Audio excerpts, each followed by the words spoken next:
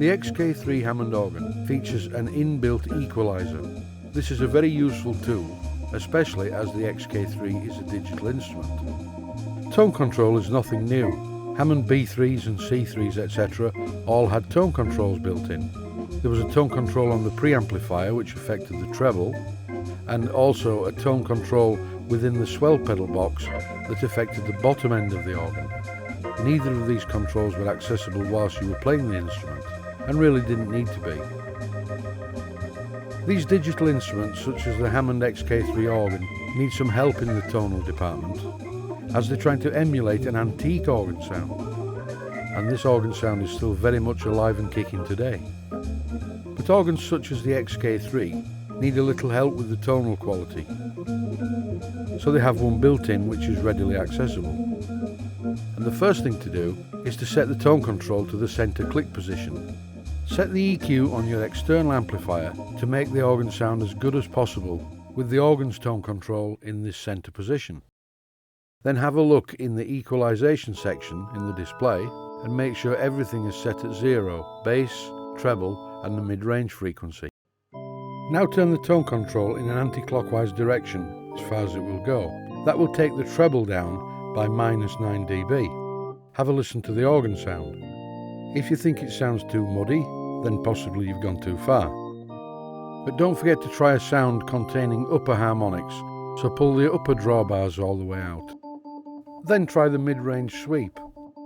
A mid-range sweep means you can set the frequency and cut or boost that frequency.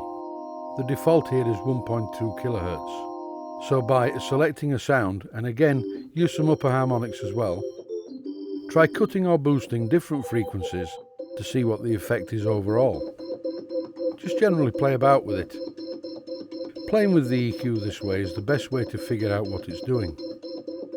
Select a frequency and cut and boost it. See how it sounds. Change the drawbar settings, because the frequency control will make a big difference if you only have lower drawbars pulled out. If you do this for a while, you get a good feel for the EQ range on the instrument. I found that I went back to 0 on the gain for the mid-range. I was quite happy with it because I managed to set my amplifier to how I wanted it to be in the first place. Then I just assigned the treble part of the spectrum to the knob on the top panel. And this knob on the top panel is generally anti-clockwise fully. If I need some more treble brilliance, if I need an increase in treble, I will turn it up.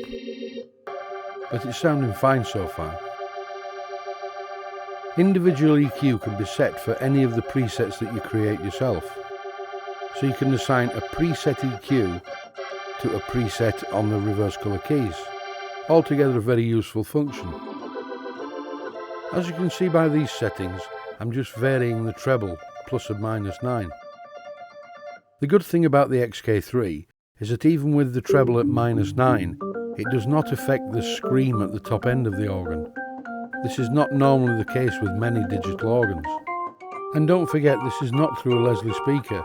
It's using the XK-3's internal Leslie simulation, which I must admit is not the best I've ever heard.